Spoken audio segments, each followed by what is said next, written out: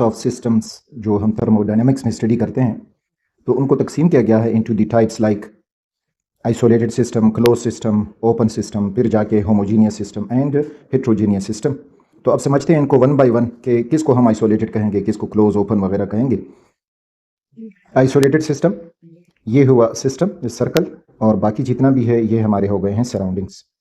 अब isolated system में ये होगा कि ना तो सराउंडिंग की तरफ से एनर्जी जा पाएगी इनटू द सिस्टम और ना ही एनर्जी जा पाएगी out of the system towards the surroundings. इसी तरह ना मैटर सराउंडिंग से सिस्टम की तरफ आ सकता है और ना ही मैटर सिस्टम से सराउंडिंग की तरफ निकल सकता है। एनर्जी जो है वो किस फॉर्म में अंदर बाहर जा सकती है, in the form of heat या in the form of work या in the form of radiations. तो इस किस्म की कोई फिनोमिना ना सराउंडिंग से सिस्टम की तरफ होती है और ना सिस्टम से सराउंडिंग की तरफ होती है। This type of system will be known as isolated system. And similarly matter किसी भी फॉर्म में, सॉलिड, लिक्विड, गैस, किसी भी स्टेट में ना तो सराउंडिंग से सिस्टम की तरफ जाएगा और ना सिस्टम से सराउंडिंग की तरफ जाएगा। तो हम ये लिख सकते हैं कि there is no exchange of energy and matter between system and surroundings in isolated system. तो यहां हम लिख सकते हैं of matter and energy. Closed system में अब ये होगा कि मैटर, इसका कोई एक्सचेंज नहीं होगा, नो एक्सचेंज ऑफ मैटर किसी भी स्टेट में, चाहे वो from system to the surrounding हो या from the surrounding to the system हो। लेकिन एनर्जी का चेंज हो पाएगा। वो एनर्जी सिस्टम से सराउंडिंग की तरफ भी जा सकती है in the form of work और in the form of heat और in the form of radiation, और इसी तरह से सराउंडिंग से एनर्जी सिस्टम की तरफ भी आ सकती है। तो इस किस्म के सिस्टम को हम कहते हैं क्लोज सिस्टम। ओपन सिस्टम में अब एनर्जी और मैटर दोनों का एक्सचेंज हो पाएगा, एक्सचेंजेबल, चाहे वो सिस्टम से सराउंडिंग की तरफ हो या सराउंडिंग से सिस्टम की तरफ हो। एनर्जी भी बाहर जा सकती है, अंदर आ सकती है, मैटर भी बाहर जा सकता है, अंदर आ सकता है। अब इनके कुछ एग्जाम्पल जो हम समझना चाहते हैं ताकि कॉन्सेप्ट मजीद क्लियर हो जाए, तो एग्जाम्पल में आप देख सकते हैं थर्मोस फ्लास्क।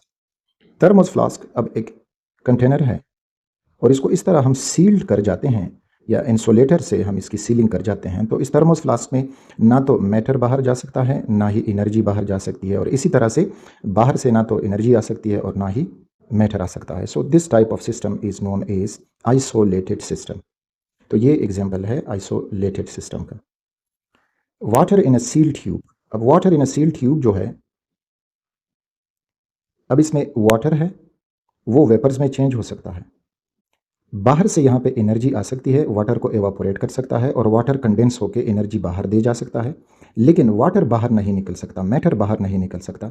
तो इस तरह से ये हमारा सिस्टम हो जाएगा closed system. This is the example of closed system. Sodium with water.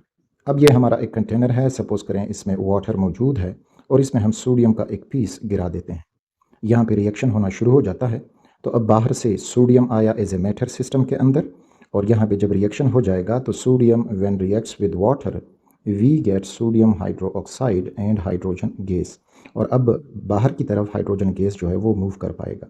तो मैटर अंदर आ रहा है और बाहर भी जा रहा है, इस वजह से ये ओपन सिस्टम हुआ। दूसरी तरफ चूंकि वाटर और सोडियम का रिएक्शन एक्सोथर्मिक होता है तो वो हीट भी बाहर की तरफ ट्रांसफ़र हो रहा है, वो energy in the form of heat बाहर की तरफ ट्रांसफ़र हो रहा है।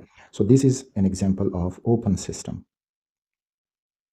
Example of open system. तो अब एक शॉर्टकट की तरफ जब हम जाएंगे तो हमारा शॉर्टकट ये होगा कि जो आइसोलेटेड, क्लोज्ड और ओपन सिस्टम है, they are classified on the basis of exchange of energy and matter between the system and surroundings.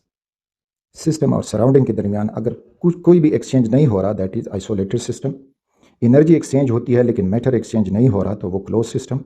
Energy as well as matter दोनों का एक्सचेंज हो रहा है, that is an open system.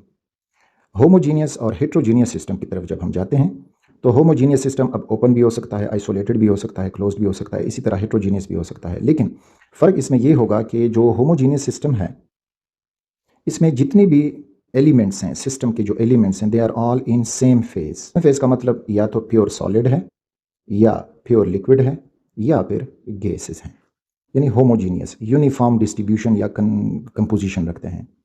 Heterogeneous system में अब simply होगा different phases.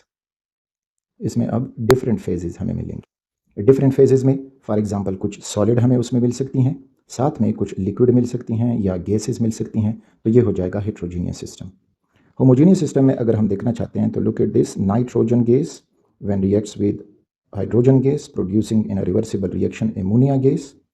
तो तीनों कंपोनेंट जो हैं वो गैशियस फॉर्म में हैं, सो दिस इज़ वाई ये कहलाएगा होमोजीनियस सिस्टम।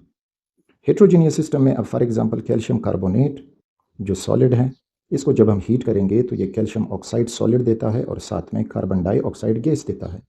तो इस तरह से अब यहाँ पे डिफरेंट फेजेस सॉलिड और गैशियस फेज मौजूद हैं, तो ये कहलाएगा हेट्रोजीनियस सिस्टम। अब हेट्रोजीनियस सिस्टम, होमोजीनियस सिस्टम, इनके बुनियाद पे भी आप कह सकते हो कि homogeneous isolated system, homogeneous close system, homogeneous open system, या फिर heterogeneous isolated system, heterogeneous closed system, heterogeneous open system. So these were the types of system.